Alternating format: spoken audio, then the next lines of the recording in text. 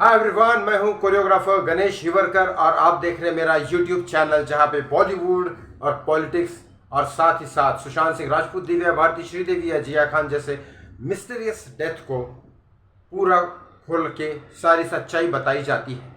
बॉलीवुड से रिलेटेड कोई भी बड़ा इंसान हो या छोटा इंसान हो या किसी के साथ अन्याय हुआ हो या पॉलिटिक्स, जो इंडियन पॉलिटिक्स, मैं किसी को भी सपोर्ट नहीं करता, not a BJP, not a Congress, not a कोई भी आम आदमी पार्टी हो, शिवसेना हो, कोई भी हो, एनसीपी, शरद पवार हो, मैं किसी को भी सपोर्ट नहीं करता। मैं सीधा सीधा खुलेआम बोलता हूँ कि सारे के सारे पॉलिटिशियन चोर होते हैं। पॉलिटिशियन के खून में ही कुछ प्रॉब्लम होता है, जो सिर्फ और सिर्फ जनता को लूटना जानते हैं। और स्पेशली इंडिया का सिस्टम इस तरह से बना हुआ है, जो सुधारने के लिए या तो कोई चमत्कार होना पड़ेगा या तो ये पॉलिटिक्स से, पॉलिटिशियन की तरफ से कोई अच्छाई नहीं होने वाली है। ये मैं खुलेआम आपको बोलता हूँ।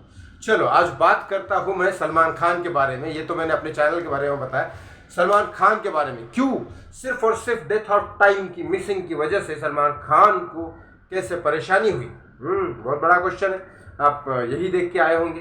प्लीज़ इस बारे में पूरा इस वीडियो में आगे बताऊंगा, लेकिन प्लीज़ हाथ जोड़ के मेरी रिक्वेस्ट है, इस चैनल को सब्सक्राइब करो, इस वीडियो को लाइक और शेयर करना बिल्कुल ना भूलो, ताकि हर इंसान को पता लगनी चाहिए सच्चाई सारी चीज़ों की, वो किसी से भी रिलेटेड हो, अच्छी हो या बुरी हो, लेकिन सच्चाई पता लगनी बहुत ज़रूरी है। तो इसी चैनल के माध्यम से आपको सच्चाई पता लगेगी। लाइक भी करना ना भूलिए और कमेंट खुला रखा है आपके लिए, आप कमेंट कर सकते हैं।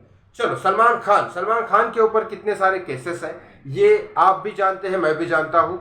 इसके अलावा एक और केस है जो अभी अभी शुरू हुआ है।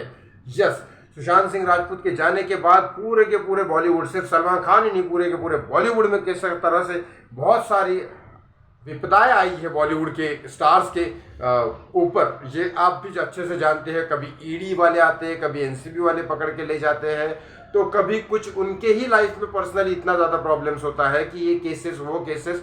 और उसके बाद ये कैंपेन जो स्टार्ट हुआ है बॉलीवुड बॉयकॉट, और उसके वजह से जिन जिन लोगों के ऊपर अत्याचार हुआ था या नहीं ये तो बाद में पता चलेगा, लेकिन उन लोगों के मुंह बंद थे तो वो लोग खुल के सामने आए। ऐसा ही सलमान खान के साथ किस्सा हुआ कि आपको एक पता हो गया, सलमान खान के साइड में नेबर जो रहते थे, उन्होंने एक केस किया था सलमान खान के ऊपर कि ये प्रॉपर्टी और प्रॉपर्टी से रिलेटेड वो केस था, लेकिन इससे वो तो केस कोर्ट में चल ही रहा था, लेकिन बहुत सालों से चलने के बाद उन्होंने ये स्टार्ट किया, वो नेबर ने, कि अलग अलग यूट्यूब चैनल पे हो या फिर ऐसे नॉर्मली मीडिया को, जो लोकल मीडियाज होती है या प्रेस रिपोर्ट्स होती है, वहाँ जाके उन्होंने सीधा सीधा बोलना लगा कि सलमान खान के फार्म हाउस पे बहुत गलत चीज़ें होती है, वहाँ पे कुछ गाड़ा गया है, कुछ लोगों को गाड़ा गया है, ये सारी चीज़ें उन्होंने बोली। अब उसके बाद सलमान खान ने एक डेफिमेशन केस फाइल किया था हाई कोर्ट में। उसमें डेफिमेशन केस चल रहा था। हालांकि ये बात बहुत ही थोड़ी सी डिफरेंट लगती है, क्योंकि केआरके के ऊपर, कमल राशिद खान के ऊपर जब सलमान खान ने डेफिमेशन केस किया तो वो अप्लाई हो गया और केआरके को बोल दिया गया कि सलमान के खिलाफ अब कोई वीडियो नहीं बनाओगे। यहाँ ये केस था कि सलमान खान ने जो डेफिमेशन केस किया, क्योंकि जब तक कोर्ट में साबित नहीं होता, देखो लॉ एंड ऑर्डर अपनी तरफ से काम करता है, जब तक कोर्ट में साबित नहीं होता तब तक उस इंसान को आप गलत बोलोगे तो डेफिमेशन केस वो फाइल कर सकता है। ये हमारा लॉ एंड ऑर्डर कहता है। और जब तक कोर्ट में साबित नहीं हो जाए, तो इसका क्या मतलब, बहुत सारे लोग ये भी बोलते हैं कि सुशांत सिंह राजपूत ड्रग्स लेता है, जब तक कोर्ट में साबित नहीं होता हम कैसे उन लोगों को भी बुरा बोले। या कुछ लोग ये बोलते हैं कि सुशांत सिंह राजपूत ने 302 का ही केस है, रिया के ऊपर जांच होनी चाहिए, तो फिर जांच होनी चाहिए, यहाँ तक सब कुछ ठीक है, बिल्कुल जांच होनी चाहिए, हर किसी की जांच होनी चाहिए, हर किसी की जांच होनी चाहिए। लेकिन किसी ने बोल दिया कि ये गलत है या कोई भी इंसान गलत है, किसी ने नाम ले लिया, कि किसी ने तो 2-4 दिन पहले नाम ले लिया था, किसी रामदेव बाबा का नाम ले लिया था, तो क्या रामदेव बाबा को क्रिमिनल बोल दिया जाए? नहीं, जांच जरूर होनी चाहिए, हर किसी के ऊपर जांच होनी चाहिए शक के बिना पे, उसमें कोई प्रॉब्लम नहीं है। लेकिन जांच होने के पहले उसके ऊपर शक किया जाए और उसको गलत बोला जाए और उसके बारे में अफवाह फैलाई जाए तो डेफिमेशन केस बनता है। ये हमारा लॉ कहता है, मैं कुछ नहीं कहता।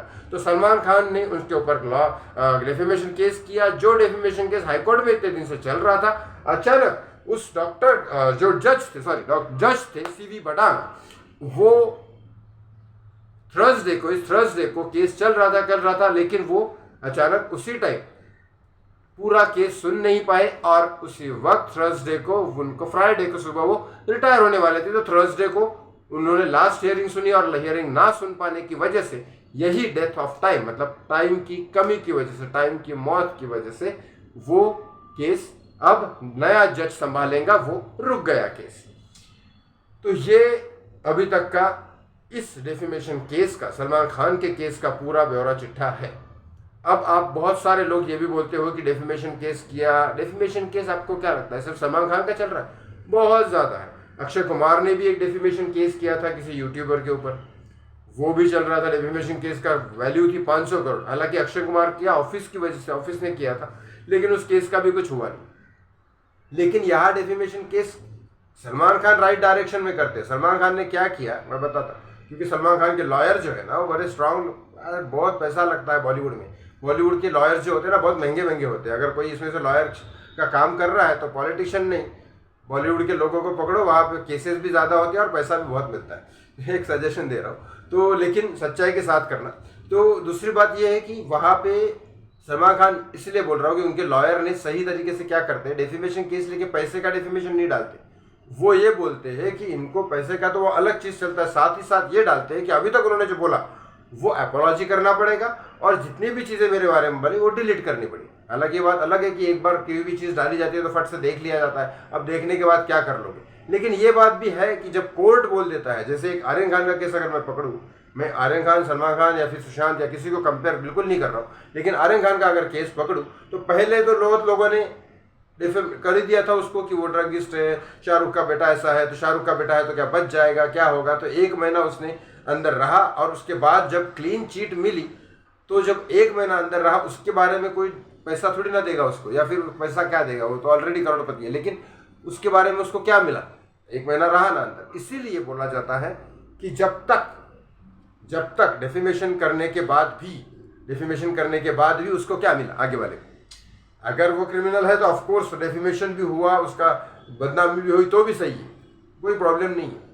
जैसे सुशांत के मामले में अगर 2-4 लोग हमें सीधा सीधा दिख रहे, व्हाट्सअप चैट वगैरह वायरल हुए, वो लोग सीधा सीधा हमें पता लगता है कि क्रिमिनल है, अगर उनको डिफेम भी किया गया तो वो डेफेमेशन हमारे ऊपर नहीं लगा रहे, क्योंकि उनको पता है कि वो कहीं ना कहीं क्रिमिनल है।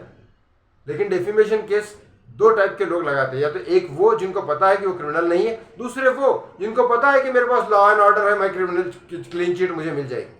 तो सलमान खान इन दोनों में से किस में है वो आप डिसाइड कर सकते हैं। लेकिन ये जरूर है कि वो डेफेमेशन केस अभी पोस्टपोन्ड हो गया है, अब नए जज आएंगे, वो डिसाइड करेंगे कि ये सही है या गलत। तो यही था सलमान खान का केस। ये एक केस है। ब्लैक हिरन वाला केस अलग चल रहा है। सिद्धू मूसेवाला के बाद जो बिश्नोई गैंग उनके पीछे पड़ा है उसका केस अलग चल रहा है। और भी एक केस है ड्रिंक एंड ड्राइव वाला, वो एक अलग चल रहा है।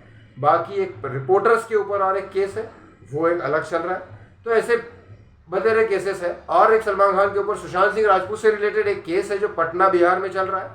मैं सारे केसेस को पूछताछ करता हूँ, सारी चीज़ों की नॉलेज लेता हूँ और फिर आपको बताता हूँ। तो पटना वाले केसेस का अभी तो फिलहाल कुछ नहीं है, लेकिन जल्दी ही बताऊँगा। ऐसे ही इस वीडियो में मेरे साथ बने रहिए। इस वीडियो को शेयर करना बिल्कुल ना भूलिए। धन्यवाद।